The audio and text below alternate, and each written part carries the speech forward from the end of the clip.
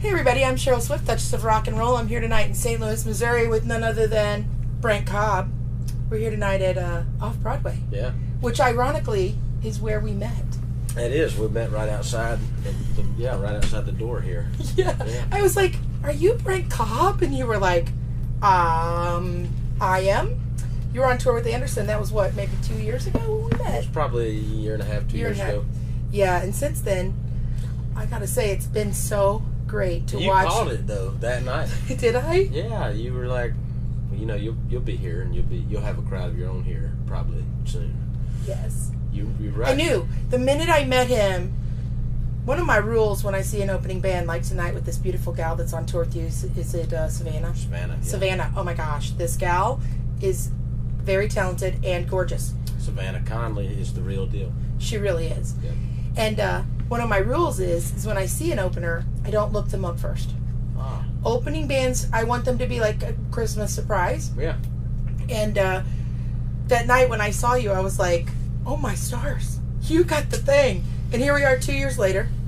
You've been on tour with a couple big people. Mm-hmm. If you want to name drop, we can. Okay, yeah, I think we talked about name dropping last time. Yeah. We did. Yeah, Chris and Morgan Stapleton have been crucial. It's the reason why we're even sitting on a bus right now. Last year they took us out. They're going to take us out again this year. This is a great extended. I was looking at your tour dates today. You are having a good year. Yeah, well, we're rocking pretty good. You know, my family was asking, well, why do you got to tour the way you're touring? Mm-hmm. You know, at the top of the year, because we're out. We're usually out for a month, and then we'll have 2 weeks off. Right. And when I say a month, I don't mean like a couple of days here and there. Like you're gone. Out. Yeah, that tour list is extensive. Yeah, every day. But it's, you know, I just feel like we gotta strike while it's hot, and hit the road. You know, rock and roll style tour, and we don't gotta. Yes. It's good. I'm just glad to have the opportunity. Yes. Well, and like I said, you're extremely talented, and what a lot of people may not know is your songwriting is what launched you into where we are today. Mm-hmm. I know you've written a lot of hits with a lot of major players. One of the ones I'm most excited about is you've written with Steel Woods. Oh, yeah. And I just love Steel Woods, and I was at their show. I was telling Brent this earlier. I was at their show with Blackberry Smoke at the Shed, and I was like, damn, those dudes are doing Brent Cobb's song. And the guy next to me goes, honey, do you know that Brent and Jason are really good friends? And I was like, oh, okay, I won't go yell at them that they're doing Brent's song on stage. Me and Rowdy go way back. He was, when I started going to L.A., okay, I would stay on, and this is like 05, 06, 07. I would sleep on Rowdy's couch. He was, you know, he was a mentor and a friend, you know. Yes. I probably wouldn't write the kind of music I still write had it not been for Rowdy. His influence. Well, they're just such a talented, great group of guys. Yeah. I haven't gotten to interview them yet. I've gotten to see them a few times. They've agreed to do it. Yeah. But knowing that they're your friend, how much I love your music and how much I like them, it's really cool when I start to see it be a real life crossroads. Yeah, totally. You know, and that happens with a lot of the music that you've written and do. Yeah, they're good regular folks. Yes. So speaking of crossroads, I know that on your upcoming album, I'm going to try not to cry and get through this. There's a special song that you wrote. Mm-hmm. And I know what it's about, but I would love it if you could talk about the new album and this very special song dedicated to all of our heroes and special friends. Yeah, I don't know if you're picking the picture up. Yeah, I'm not sure. There's a picture maybe right out of the frame. Oh, it is in the... Okay, here, I'll just take it right here. Look. Okay, he's going to pick it up. Without ripping it. Oh, don't rip it. You can hold it. Oh my gosh, if he rips this. I'm not going to rip it. Okay. So, this, and I brought, look what I have. You got the last time. You know, Rowdy produced this record. Oh gosh, I just got goosebumps. Yeah. Oh, are you serious? Yeah. Oh, yep. There it is. Jason Cobb.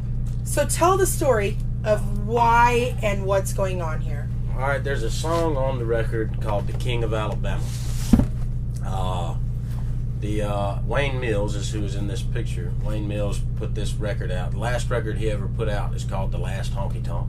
Ironic. I met Wayne through Rowdy, and because Rowdy, I went to L.A. back and forth for a while, and then when I moved to Nashville, Rowdy had just started kind of playing with Jamie Johnson a little bit. Oh, got it. Okay. Well, Jamie used to open shows for Wayne, And I was, obviously Rowdy's my brother, and then I met Wayne because Rowdy, when he wasn't on the road with Jamie, he'd go out and play with Wayne.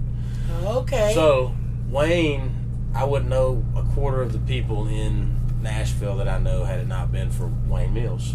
And wow. And he was the king of Alabama, in my opinion. There are a lot of people worthy of the crown, but in my time, the dude played for the Tide. I mean, his last record was called Last Honky Tonk. People like Jamie Johnson used to open for him. Blake Shelton used to open for him. He's been around. He's been around for a long time. He was a honky tonk hero, and he got shot one night. As a matter of fact, it was the night of the George Jones tribute show in Nashville. After the show, he was at a bar. After the show, he and a few folks were hanging out. I was supposed to be there that night. Wayne hit me up that night to go hang out, and I couldn't. I wasn't in town.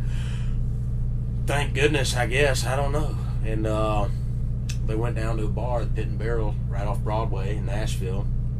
And Wayne was about 6'4". He was a big dude. He was a tall dude. And, drink of water.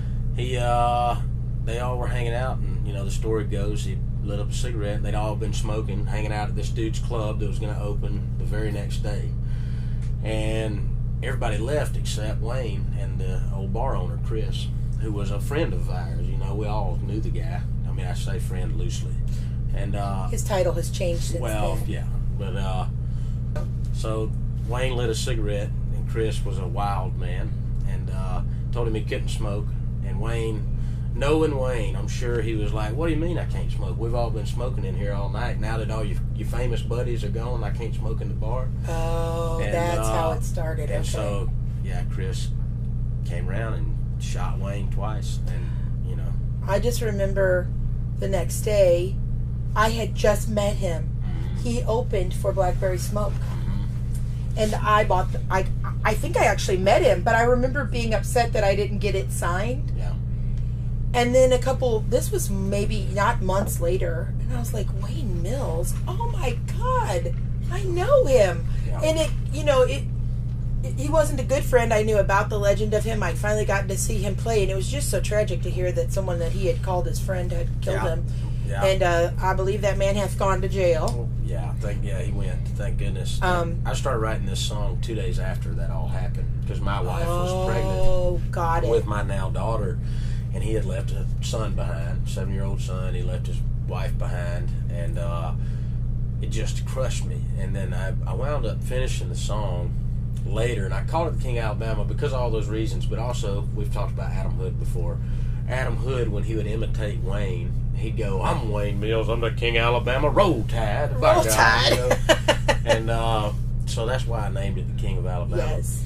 Well, I would have never started writing this song had it not been for Wayne's son, who he left behind. So I was able to also get permission from Wayne's widow, his mother, to add his son as a co-writer to the King of Alabama. Aww. So any little bit that it may make, it'll go into Wayne's old publishing company for their family. So that's so great. That's the King of Alabama story. It came out just days ago about the song. Mm-hmm. I knew the album was coming, and then I finally let myself listen to the song today so I'd be prepared for tonight. Because I knew I would be emotional about it because so many of my friends loved and were such good friends with him. Yeah. And I only met him that one time, but it still hurts to see someone in the music community gone too quickly and for a crazy reason. Mm-hmm. And I loved it. Now, this animated video that goes with it, who put that together? It's really kind of fun. There's a little bit of I wasn't the animator, but right. Tom, I can't remember his last name, out of the UK, he's an animator. And I just told him I wanted like the intro to the movie Grease, but on mushrooms. And he nailed it.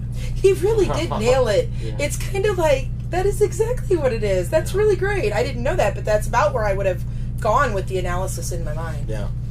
So, we all miss you, Wayne. I know that your friend here is, this song is dedicated to you and your family. And I think it's a reminder to all of us to be good to one another. Sure.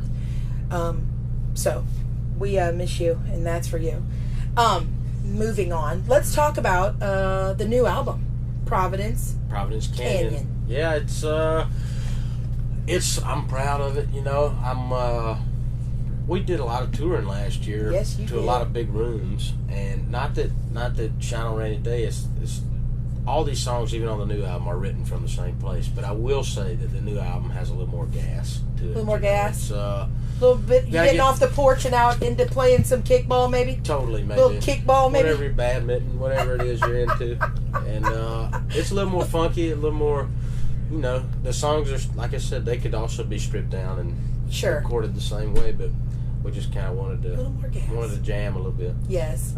Providence Canyon, the actual canyon is a canyon down in South Georgia. We call it the Little Grand Canyon. Okay. And, it was a canyon that developed. We used to go there and hang out, you know, as teenagers, and cool. Learn how to sin. We learned how to sin. It's the Sin Canyon. Yeah. Providence Sin Which is Canyon. funny because the definition of providence is the protective care of God or of nature as a spiritual power, or spiritual being, which is also what the record is sort of about. You know, it's all about getting back down to whatever that is to you. Yes.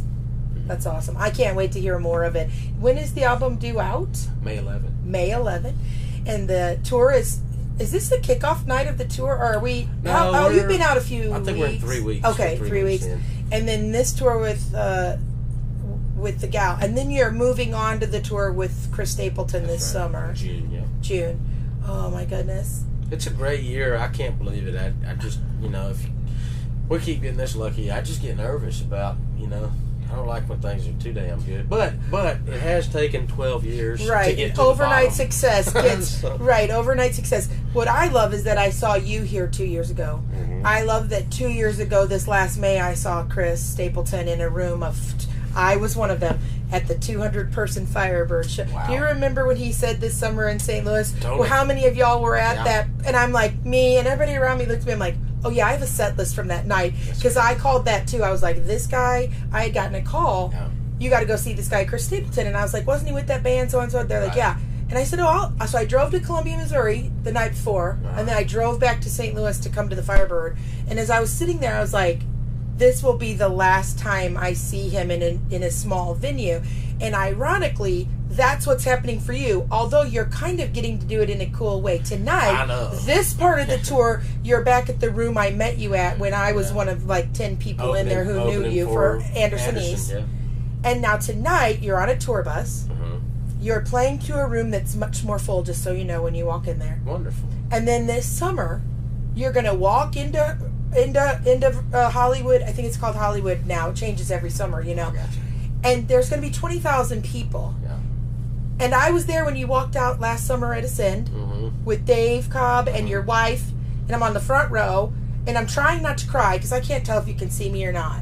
And it's just so great to see my friends get this level of success. Thanks, homie. Thanks, homie. I just am thrilled to see good people have good things happen. And you know, Sam Lewis is having a great deal of success, having been on tour with Chris. Chris is generous insofar as opportunities given to his friends and people around him. Yeah. And so I can't wait to get to see you tonight at the Intimate Show. And even the reviewer for our local paper wrote, well, St. Louis, you have a choice. You could see Brent at a small venue Sunday or a 22,000 person venue this summer. Oh, that's choose. awesome. You know, so anyway, I'm excited for you. The other thing is that on this album, I was just wondering who produced it. Well, just so happens I have a family member who is a wonderful producer. Yes. I will call him wonderful producer. He would call me little bitch ass cousin. Little bitch ass cousin. Dave Cobb. We got back together on this. We figured something's working. Why If it break? Why if it ain't broke, why fix it? Yeah. Well, Dave Cobb is the most impressive man to Nashville to me. Someday we're going to meet. We've talked about meeting. I'm just glad everybody knows now. I knew though. I would like it noted. I knew before everybody knew. I didn't mean you. But, okay, good. Judah and the Lion, Stapleton, Isbell, Sturgill, Rival Sons. If you don't know the Rival Sons, for God's sake, Google them. They're going on tour with this little band called Guns N' Roses this summer. Everything Dave has been touching, including your music, is turning into gold. Even the Shooter record, right? And Shooter, it's a classic. Right. Back in country. Shooter's just like he's we talked about it last time. He started. I think he started all of it. Right. God, I hope to meet him someday. I've never actually gotten to meet Shooter. I mean, it'll happen. We tweet. Yeah. We tweet because I got to meet his mom. He's a good tweeter. He is a key. Shooter, you're really good at Twitter. Thank you for that. So I just wanted to give a shout out to this awesome company that is sponsoring the tour here tonight, 12-Foot Beard. They're really generous. They made some limited edition prints for tonight. How well does that name go with my... No, seriously. With if you could see Brent's band, who's patiently waiting behind that door for us to finish this interview, I actually was like, wow, Brent got a custom tour bus and named the band 12-Foot Beard. When I pulled up. Why didn't I think of that? Why didn't you? Jay Cott. Jay, we got an idea. I don't know if he's back there. Oh, they're watching a movie or something. So anyway, we want to give a shout out to 12-Foot Beard tonight. He's drinking your whiskey. It smells really good. And we want to give a shout out to Dave Cobb for being a great producer, to Chris and Morgan for giving you this opportunity. And a shout out to you. I'm so proud of you. Well, thanks, old buddy. Thanks for this. Love you. I love you too, man. And shout out to Wayne. It's all, it's people like him and legends who are road warriors and honky-tonk legends who paved the road for this. Create the whole story. Calling this the Country Roots Revival. There you go. And you're part of that for sure. You heard it here first, folks. You heard it here, Country Roots. I think we might have actually coined that on our last interview. There's been a lot of revisiting. You can watch both of them on my site, duchessofrockandroll.com. You can check out Brent's music at brentcobbmusic.com. You can check him out on all the socials. You can buy his music starting May 11th. And we're going to go in and have a show. So we wish you peace, love, and rock and roll. Peace, love, and rage. Peace, love, and rage.